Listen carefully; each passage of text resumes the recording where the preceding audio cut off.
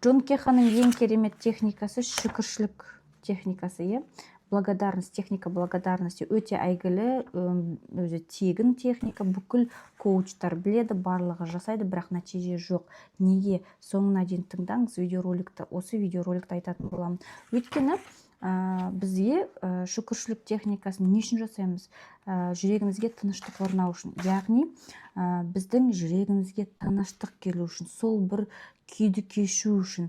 Яғни баламен ойнап жатқанда да шүкір, балам бар ойнайтын.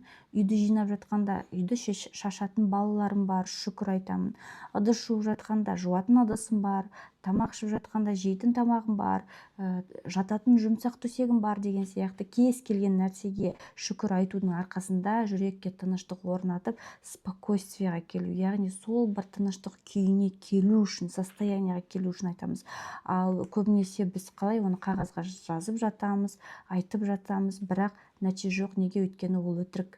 Шынайы ниетіңізбен, шын жүрегіңізбен айтып жатқан жоқсыз, істеп жатқан жоқсыз. Сол себепті нәтиже көрмейсіздер.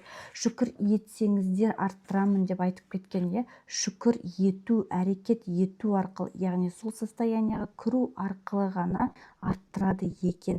Ешқашан сол бір күйге келген адам, жүрегіне тыныштық орнаған, үрейі жоқ адам ешқашан ақшадан тапшылық көрмейді. Біз сіздерге 200-ге жуық тегін сабақ дайындап қойдық.